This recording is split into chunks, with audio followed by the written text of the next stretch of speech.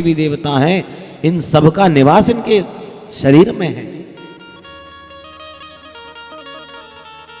जब देवताओं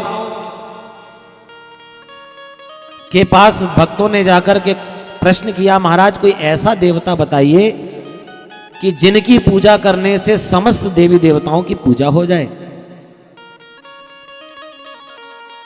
तब ब्रह्मा जी ने गौ माता का निर्माण किया और गौ माता भक्तों को प्रदान करी, जिसमें समस्त देवी देवताओं की पूजन करने का फल गौ माता की पूजन करने से प्राप्त हो जाता है। ऐसे पावन गोपाष्टमी के दिन हम और आप लोग बैठ करके श्रीमद् भागवत के तृतीय दिवस में प्रवेश कर रहे हैं।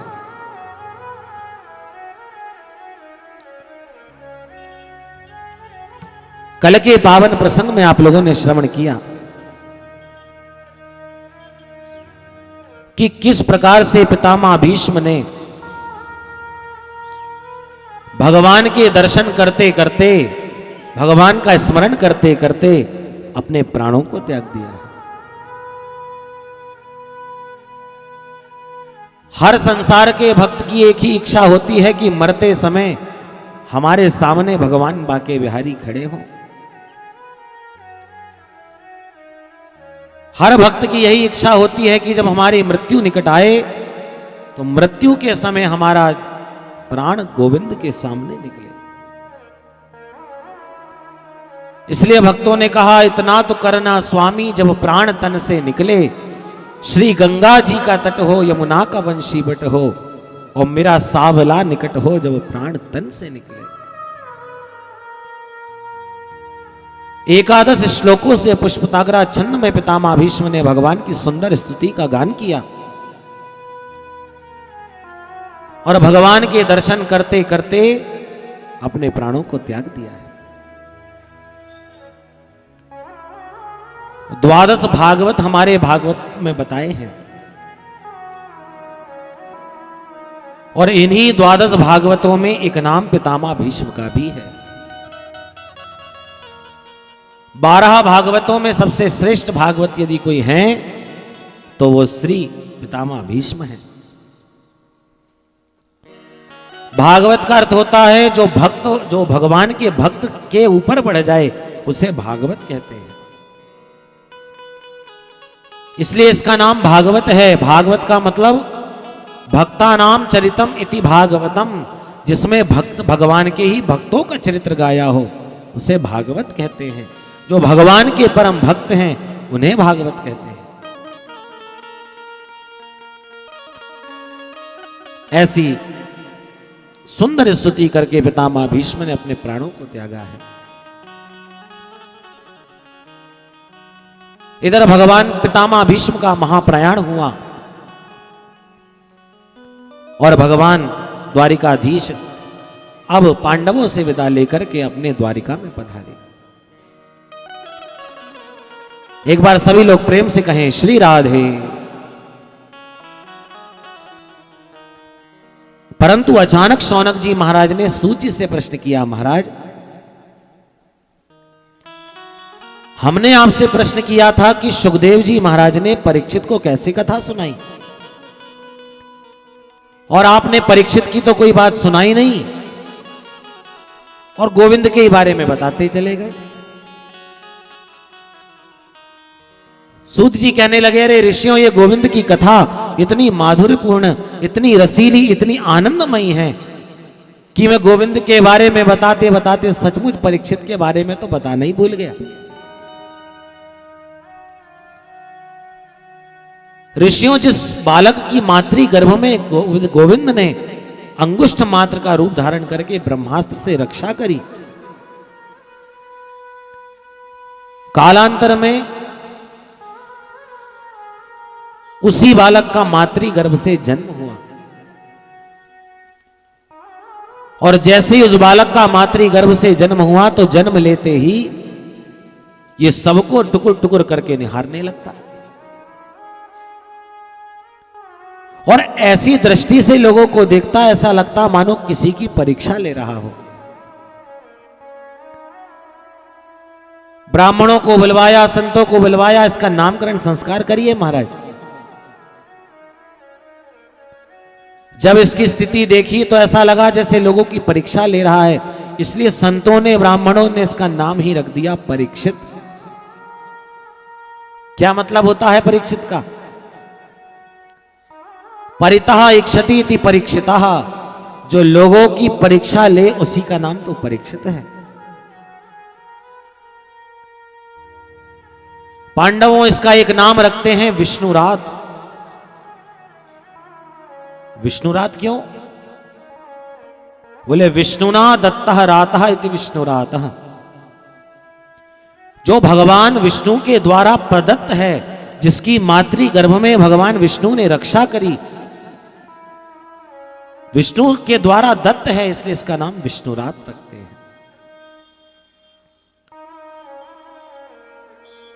महाराज जरा इसकी कुंडली देख करके बताइए, आगे कोई दिक्कत तो नहीं है हमारे पौत्र परीक्षित को?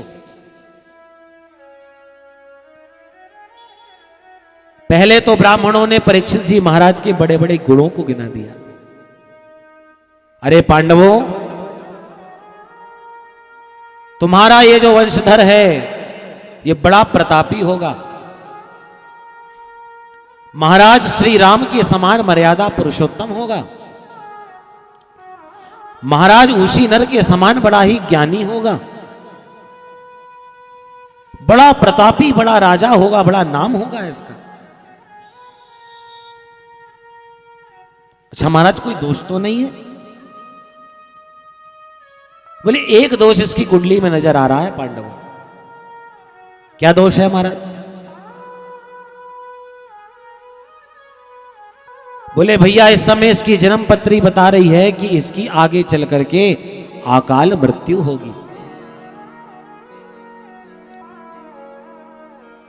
तक्षकादात्मनो मृत्युम द्विज सर्गोपसर्जितम, एक तक्षक नाग के काटने से इस बालक की अकाल मृत्यु होगी।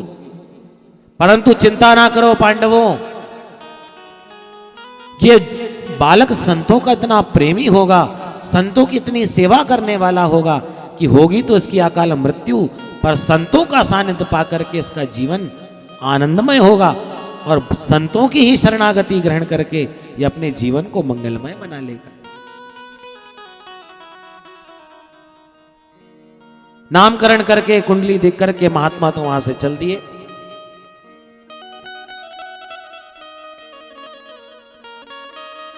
धीरे धीरे परीक्षित जी महाराज अब बड़े होने लगे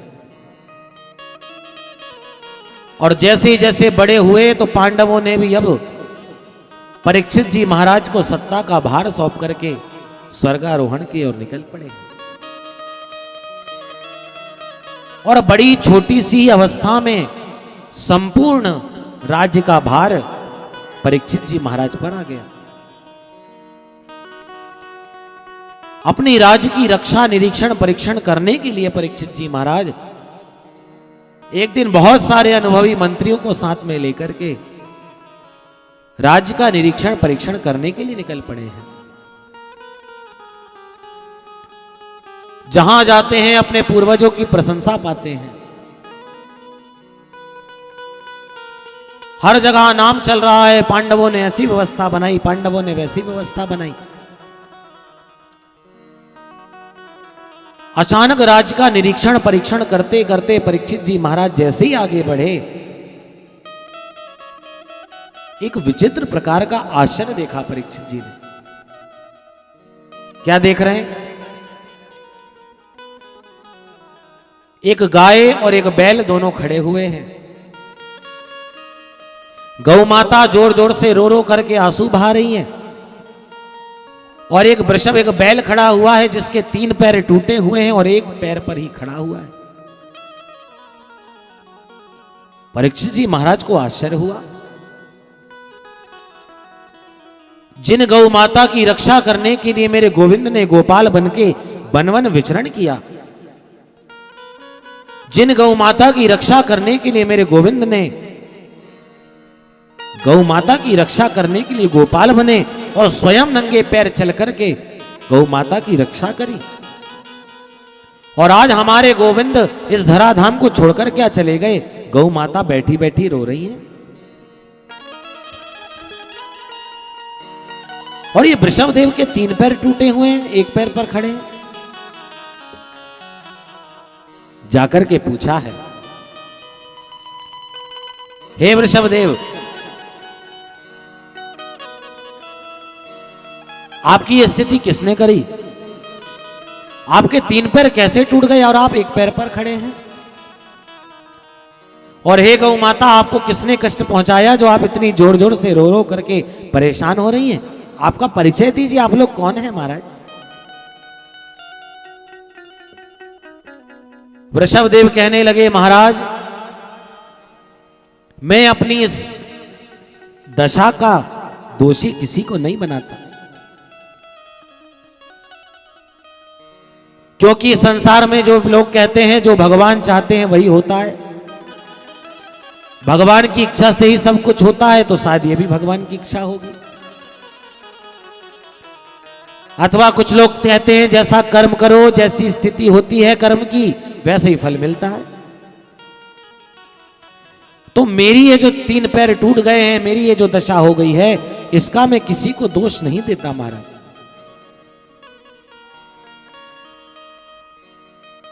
क्योंकि जो भगवान चाहते हैं वही होता है। और जो बात श्रीमद् भागवत में वृषभदेव ने कही, इसी बात का अनुवाद गोस्वामी तुलसीदास जी रामचरितमानस में कर रहे हैं।